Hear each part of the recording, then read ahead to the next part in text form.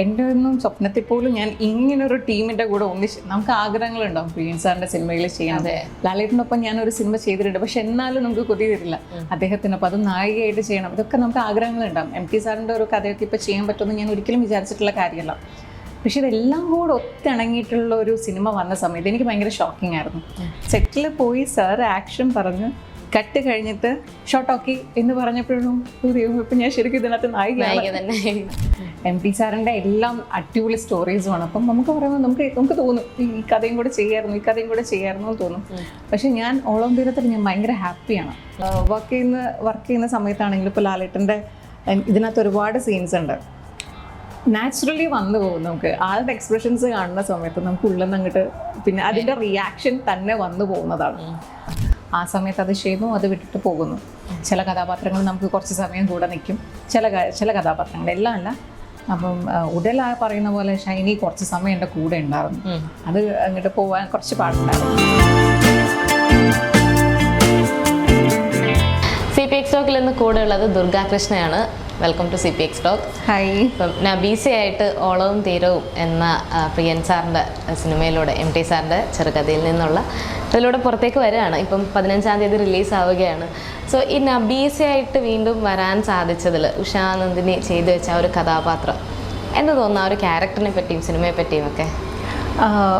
നബീസ എന്ന് പറഞ്ഞ ക്യാരക്ടർ ഞാൻ ആദ്യം ഓളവും തീരവും ഇങ്ങനൊരു സബ്ജക്റ്റ് എൻ്റെ അടുത്തേക്ക് വരുന്ന സമയത്ത് പ്രിയൻ സാറിനോടത്ത് ആദ്യം സംസാരിക്കുന്നതിന് മുമ്പേ എൻ്റെ അടുത്ത് കഥ പറഞ്ഞത് ഈ നമ്മളെ ടീമിലുള്ള വേറൊരാളാണ്, ഓളവും തീരത്തിൻ്റെ തന്നെ. അപ്പം എനിക്ക് തോന്നുന്നു അതിൻ്റെ അസോസിയേറ്റ് ആരോ ആയിരുന്നു. അപ്പം ഞാനങ്ങനെ കഥ കേട്ട സമയത്ത് തന്നെ ഞാൻ പോയിട്ട് ഓളവും തീരവും യൂട്യൂബിൽ കണ്ടു. അതിനുശേഷമാണ് പ്രിയൻ സാർ പറയുന്നത് സിനിമ കാണരുത് എന്നുള്ളത്. പക്ഷേ ഞാൻ ഓൾറെഡി കണ്ടു കഴിഞ്ഞിട്ടുണ്ടായിരുന്നു. അപ്പം ഉഷാനന്ദിനി മാം ചെയ്തു വെച്ചത് ഞാൻ അന്വേഷിച്ചിട്ടുണ്ടായിരുന്നു മാം എവിടെയാണ് എന്നുള്ള കാര്യങ്ങളൊക്കെ ഞാൻ അന്വേഷിച്ചിട്ട് കാണാൻ പറ്റുമോ എന്നുള്ള കാര്യങ്ങൾ. പക്ഷേ അൺഫോർച്യുനേറ്റ്ലി നടന്നില്ല, കാണാനൊന്നും പറ്റിയിട്ടുണ്ടായിരുന്നില്ല. നബീസയെ പറ്റി പറയുകയാണെങ്കിൽ ഭയങ്കര ഇന്നസെൻ്റ് ആയിട്ടുള്ള ഒരു കുട്ടിയാണ് നബീസ. എനിക്ക് ഭയങ്കര ഇഷ്ടപ്പെട്ടു നബീസയെ.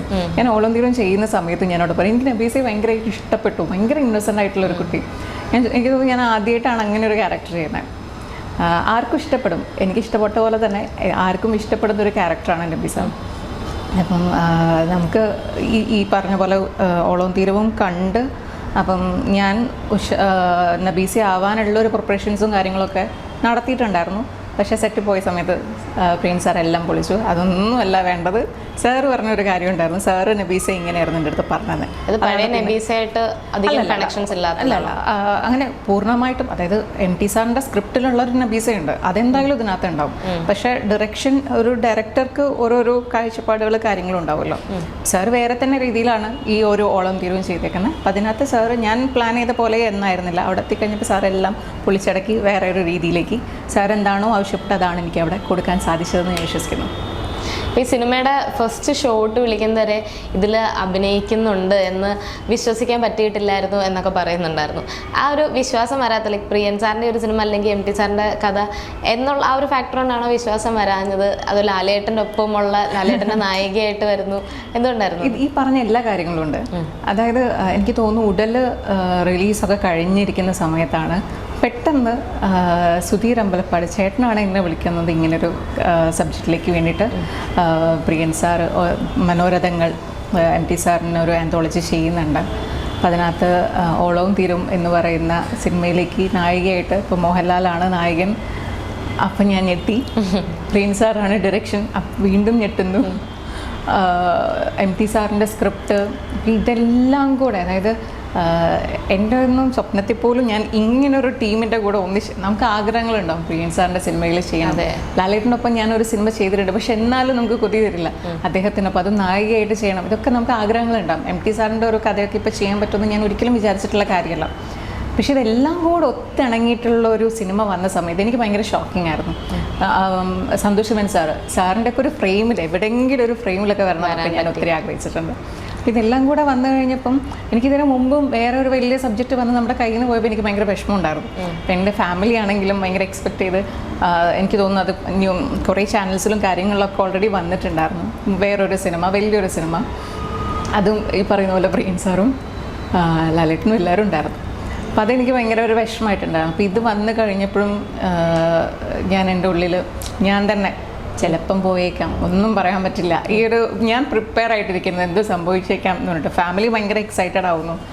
അപ്പം എനിക്ക് മെഷർമെൻറ്റ്സ് ഇതെല്ലാം കൺഫേം ആയി നമുക്ക് കോസ്റ്റ്യൂമിനുള്ള മെഷർമെൻറ്റ്സ് കാര്യങ്ങൾ എടുക്കാൻ വരുന്ന സമയത്തും എൻ്റെ ഉള്ളിൽ ലാസ്റ്റ് മിനിറ്റ് എനിക്ക് വിശ്വസിക്കാൻ പറ്റുന്നില്ല.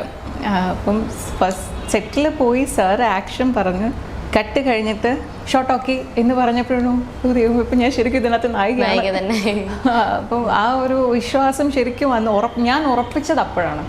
അതിനുള്ളിൽ നമുക്ക് അത്രയും ആഗ്രഹവും കാര്യങ്ങളൊക്കെ ഉണ്ട്, പക്ഷെ എന്നാലും ഉള്ളിൽ എവിടെയോ ഒരു എങ്ങാനും പോകുമോ എന്നുള്ളൊരു, കാരണം ഇത്രയൊരു ടീമിൻ്റെ ഉള്ളിൽ ഞാൻ വന്ന് ഒരുപാട് കാലങ്ങളൊന്നും ആയിട്ടില്ല, പക്ഷേ ഈ ഒരു കാലയളവിൻ്റെ ഉള്ളിൽ ഇങ്ങനൊരു ടീമിൻ്റെ കൂടെ ഭാഗമാവാൻ പറ്റുന്നത് ഞാൻ ഒട്ടും എക്സ്പെക്ട് ചെയ്തിട്ടുണ്ടായിരുന്നില്ല. അപ്പം അതിൻ്റെ ഒരു എക്സൈറ്റ്മെന്റിന്റെ പീക്കിൽ നിൽക്കുകയാണ് ഇപ്പോഴും. അതെ ഇപ്പോഴും അതെ. ഇപ്പം മമ്മൂക്ക പറഞ്ഞിട്ടുണ്ടായിരുന്നു ഇതിലെ എല്ലാ സിനിമയിലും അഭിനയിക്കണം എന്ന് ആഗ്രഹം ഉണ്ടായിരുന്നു, പക്ഷെ ഒരു സിനിമ ഒരു ക്യാരക്ടർ മാത്രമേ കൊടുത്തുണ്ടായിരുന്നുള്ളൂ. അപ്പം ആരോട് ചോദിച്ചാൽ അങ്ങനെ പറയും, എം ടി സാറിൻ്റെ കഥയിലുള്ള ഇത്രയും നല്ല ഡയറക്ടേഴ്സ്, ഇത്രയും സ്ട്രോങ് ആയിട്ടുള്ള ഡയറക്ടേഴ്സ് ആയിരുന്നു. അപ്പം ഈ ഓളവും തീരവും അല്ലാതെ ഇതിൽ വേറെ ഏതെങ്കിലും അഭിനയിക്കണം, അല്ലെങ്കിൽ ക്യാരക്ടേഴ്സ് അതിൽ കഥ വായിച്ചിട്ടുണ്ടായിരുന്നു, ഇതിലുള്ള പല കഥകളും വായിച്ചിട്ട്? നമ്മൾ ഷൂട്ടിംഗ് ചെയ്യുന്ന സമയത്ത് ബാക്കി ഏതൊക്കെയാണ് കഥകൾ വരണമെന്ന് അറിയുന്നുണ്ടായിരുന്നില്ല. അപ്പം അത് കഴിഞ്ഞ് ഇത് പുറത്ത് വരുന്ന സമയത്താണ് ഇന്ന എം ടി സാറിൻ്റെ ഇന്ന കഥകളാണെന്നുള്ളത് നമുക്ക് അറിയുന്നതും അപ്പോഴാണ്. അപ്പം അത് കഴിഞ്ഞ് പിന്നെ ട്രെയിലറും കാര്യങ്ങളൊക്കെ പറയുമ്പോൾ നമുക്ക് പറയുന്ന പോലെ തന്നെ, കാരണം ഇതിനകത്തുള്ള എല്ലാ ടെക്നിക്കൽ സൈഡ് നോക്കുമ്പോൾ എല്ലാവരും വലിയ ആൾക്കാരാണ്.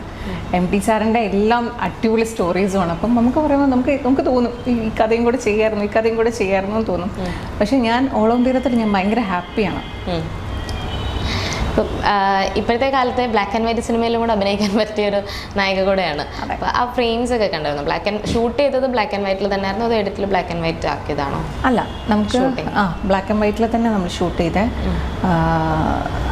ബ്ലാക്ക് ആൻഡ് വൈറ്റിലും നമുക്ക് ഒരു ഭാഗത്ത് കളറിലും കാണുന്നുണ്ടായിരുന്നു. ബ്ലാക്ക് ആൻഡ് വൈറ്റിൽ എനിക്ക് തോന്നുന്നു ഫസ്റ്റ് സിനിമ ബ്ലാക്ക് ആൻഡ് വൈറ്റിൽ ഈ സമയത്ത് ഇതായിരുന്നു ഷൂട്ട് ചെയ്യുന്നത്. എനിക്ക് കുറച്ചായി നമുക്ക് ഇതിന്റെ ഷൂട്ടിംഗ് ഒക്കെ കഴിഞ്ഞിട്ട്. ഇതിന്റെ ഷൂട്ടിന് ശേഷമായിരുന്നു ബ്രഹ്മയുഗം ആയിരിക്കാം, കാരണം ആ സമയത്ത് വേറെ ബ്ലാക്ക് ആൻഡ് വൈറ്റ് സിനിമകളൊന്നും പറ്റി ഞാൻ കേട്ടിട്ടില്ല. ബ്രഹ്മയുഗം എനിക്ക് തോന്നുന്നു ആയിരിക്കാം എന്നുള്ളത് തോന്നുന്നു. ഇതായിരുന്നു ഫസ്റ്റ് നമ്മൾ ഷൂട്ട് ചെയ്യുന്നത് ബ്ലാക്ക് ആൻഡ് വൈറ്റിൽ. അപ്പോൾ ആ സമയത്ത് ഞാൻ ആലോചിക്കുന്നുണ്ട്, ഈ ഒരു കാലഘട്ടത്തിൽ ബ്ലാക്ക് ആൻഡ് വൈറ്റ് സിനിമ ചെയ്യാൻ പറ്റുന്നത് എനിക്ക് ഭയങ്കര ഒരു പ്രൗഡായിട്ടൊക്കെ ഫീൽ ചെയ്തിട്ടുണ്ടായിരുന്നു. ഷൂട്ടിംഗ് സമയത്തും അവിടെ ബ്ലാക്ക് ആൻഡ് വൈറ്റിൽ തന്നെയായിരുന്നു ഷൂട്ട് ചെയ്യുന്നുണ്ടായിരുന്നു. നമുക്കതല്ലാതെ നമുക്ക് കളറും കാണാൻ പറ്റുന്നുണ്ടായിരുന്നു, പക്ഷെ ബ്ലാക്ക് ആൻഡ് വൈറ്റിൽ ഷൂട്ട് ചെയ്യുന്നുണ്ടായിരുന്നു. പിന്നെ ഇതിൽ ലാലേട്ടനെ പറ്റിയാണ് ഇനി ചോദിക്കാനുള്ളത്. ലാലേട്ടൻ്റെ കൂടെ ജിത്തു സാറിൻ്റെയും കൂടെ ഉള്ളൊരു സിനിമ ഓൾറെഡി ചെയ്തു, അപ്പം ഓൾറെഡി പരിചയം ഉണ്ടായിരുന്നു. പക്ഷേ ഈ സെറ്റിലേക്ക് വരുമ്പം ഇത്രയും നല്ലൊരു സിനിമ, നല്ലൊരു ക്യാരക്ടർ കിട്ടുന്നു. അപ്പോൾ ലാലേട്ടൻ എങ്ങനെയുണ്ടായിരുന്നു ആ ഒരു എക്സ്പീരിയൻസ്? ലാലേട്ടൻ അഭിനയത്തിൽ തരുന്ന കോൺട്രിബ്യൂഷൻസോ അല്ലെങ്കിൽ സെറ്റിൽ നിൽക്കുമ്പോൾ തരുന്ന ഒരു മോട്ടിവേഷൻ, നല്ലൊരു ഇൻസ്പിറേഷൻ ഒക്കെ ഉണ്ടല്ലോ, എങ്ങനെയായിരുന്നു അത്? അല്ല, ലാലേട്ടൻ ഇപ്പം ജിത്തു ജോസഫ് സാറിൻ്റെ കൂടെ ഞാൻ പിന്നെ അഭിനയിക്കും. അന്ന് ഞാൻ സിസ്റ്ററായിട്ടായിരുന്നു, ഇതിനകത്ത് ഞാൻ നായികയായിട്ടാണ്. പക്ഷെ അഭിനയിക്കുന്ന സമയത്ത് നായിക നമുക്ക് അവിടെ ഇരിക്കുന്ന ലാലേട്ടൻ തന്നെയാണ്. അപ്പം ഈ പറയുന്ന പോലെ നമുക്ക് സിനിമയുടെ സമയത്ത് അങ്ങനെ ആളുടെ കൂടെ നമ്മൾ ഭയങ്കര കംഫർട്ടാവും എന്നുള്ളതാണ്. വർക്ക് ചെയ്യുന്ന സമയത്ത് ഇപ്പം ആളിടുന്ന ഭാഗത്ത് നിന്ന് കുറച്ച് ആളുടെ എക്സ്പ്രഷൻസ് സാധനങ്ങൾ നമുക്ക് തന്നെ വരും. എന്താണോ നമ്മൾ കൊടുക്കേണ്ട സാധനം തന്നെ വന്നു പോകും.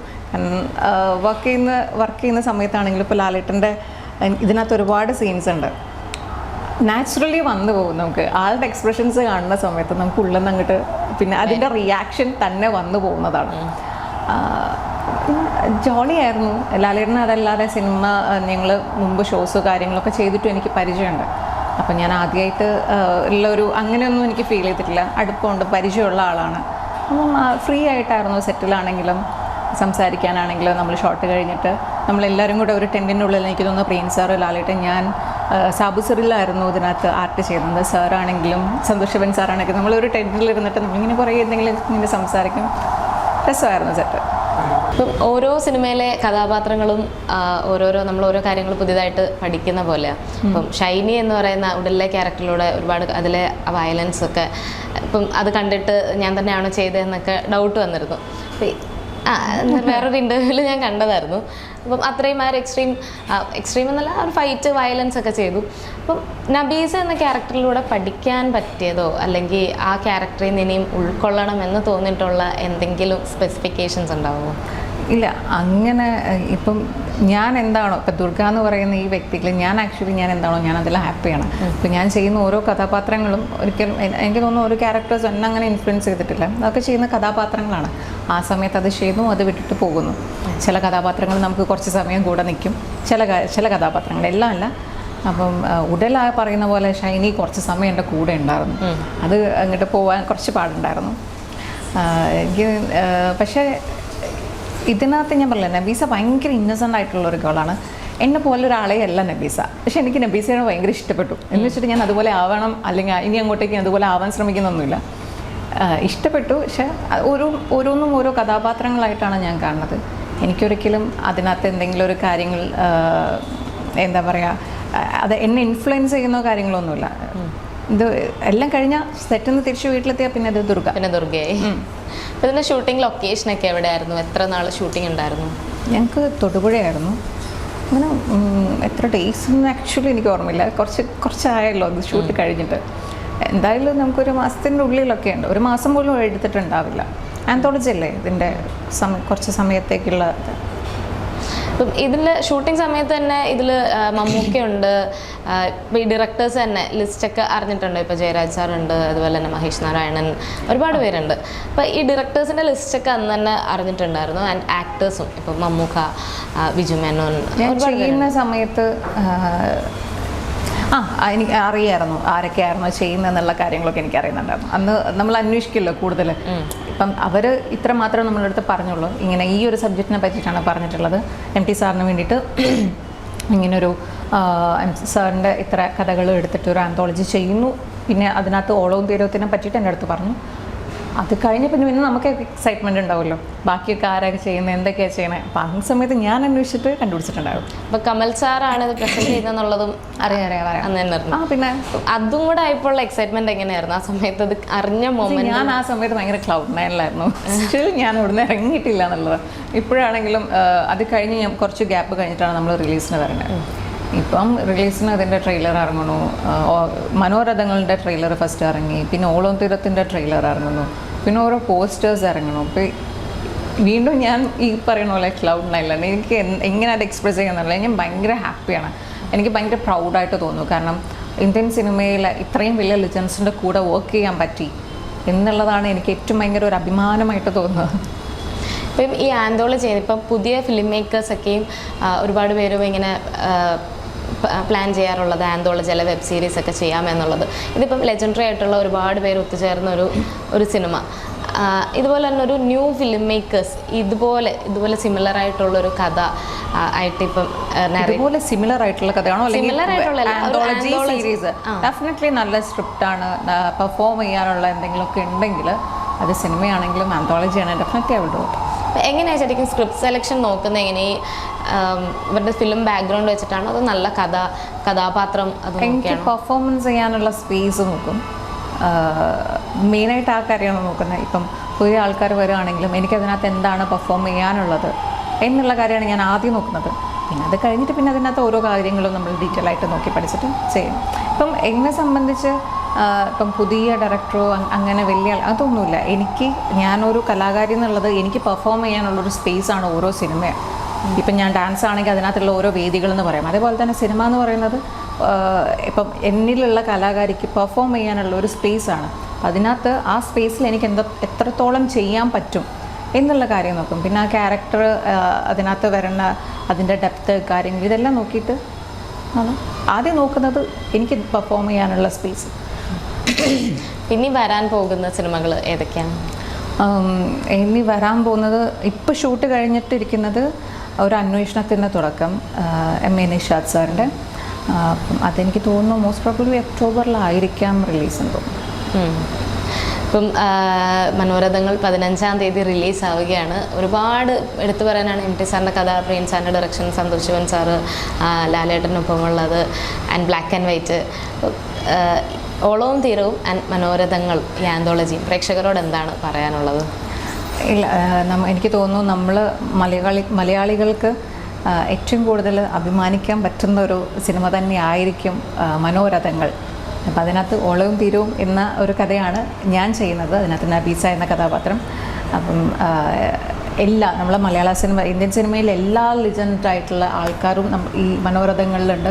അത് പ്രത്യേകിച്ച് MT സാറിന് കൊടുക്കാൻ പറ്റുന്ന വലിയൊരു ട്രിബ്യൂട്ടായിരിക്കും. അപ്പം നമുക്ക് എല്ലാവർക്കും അഭിമാനിക്കാൻ പറ്റുന്ന ഒരു സിനിമ ആയിരിക്കും എനിക്ക് ഉറപ്പാണ്. MT സാറിൻ്റെ ഇതുപോലെ വേറൊരു കഥ ഇനിയും സിനിമയാക്കി അതിലൊരു കഥാപാത്രമാവണം എന്ന് തോന്നിയൊരു ബുക്ക് അല്ലെങ്കിൽ ഒരു കഥ ഉണ്ടാവുമോ? അങ്ങനെ പെട്ടെന്ന് എടുത്ത് ഞാൻ ആക്ച്വലി ഇപ്പോൾ ഓളം തീരത്തിൽ ഇരിക്കുന്നതുകൊണ്ട് അതിനപ്പുറത്തേക്ക് എനിക്കൊന്നും ചിന്തിക്കാൻ പറ്റത്തില്ല. പക്ഷെ പെട്ടെന്നൊക്കെ ചോദിക്കുമ്പം എനിക്കങ്ങനെ പെട്ടെന്ന് പറയാൻ പറ്റില്ല. പക്ഷെ എന്താണെന്നറിയില്ല, ഞാനിപ്പോൾ ഇത് ചെയ്തത് കൊണ്ടാണെന്നറിയില്ല, ഇപ്പം എൻ്റെ ഫേവറേറ്റ് എപ്പോഴും എനിക്ക് ഇതാണ് വരുന്നത്, ഓളം തീരമാണ് വരുന്നത്. ഇപ്പം ഈ ബുക്കും അതിനുശേഷം കഥയും ചെറുകഥയും വായിച്ചിരുന്നോ? അത് ഈ ക്യാരക്ടർ വന്നതിന് ശേഷം കഴിഞ്ഞിട്ട് ഞാൻ സിനിമ കാണുക ചെയ്തത്. നമുക്ക് പെട്ടെന്ന് ആക്സസ് ചെയ്യാൻ പറ്റുന്നത് യൂട്യൂബിൽ കയറി ഓളവും തീരവും ചെക്ക് ചെയ്യുന്നു, സിനിമ കാണുക ചെയ്തത്. അതിനുശേഷമാണ് പ്രിൻസ് സാർ പറഞ്ഞത്. പ്രിൻസ് സാർ എനിക്ക് തോന്നുന്നു എല്ലാവരുടെ അടുത്തും പറഞ്ഞിട്ടുണ്ട് സിനിമ കാണരുത് എന്നുള്ളത്. ഞാൻ അതിന് മുമ്പേ കണ്ടുപോയി. അപ്പം ഓഗസ്റ്റ് 15 മനോരഥങ്ങൾ പ്രേക്ഷകരിലേക്ക് എത്തുകയാണ്. ഓളവും തീരവും ഇതിൽ എല്ലാ സിനിമകളും പോലെ തന്നെ നമ്മൾ ഒരുപാട് എക്സൈറ്റ്മെൻറ്റോടെ വെയിറ്റ് ചെയ്തിരിക്കുകയാണ്. അപ്പം നബീസ എന്ന കഥാപാത്രം ആളുകളുടെ മനസ്സിൽ ഒരുപാട് ഓർമ്മപ്പെടുത്തുന്ന, അല്ലെങ്കിൽ കരിയറിലെ ഏറ്റവും നല്ലൊരു കഥാപാത്രമായി മാറട്ടെ എന്നെല്ലാം ആശംസിക്കുന്നു. Thank you so much and all the best. Thank you so much.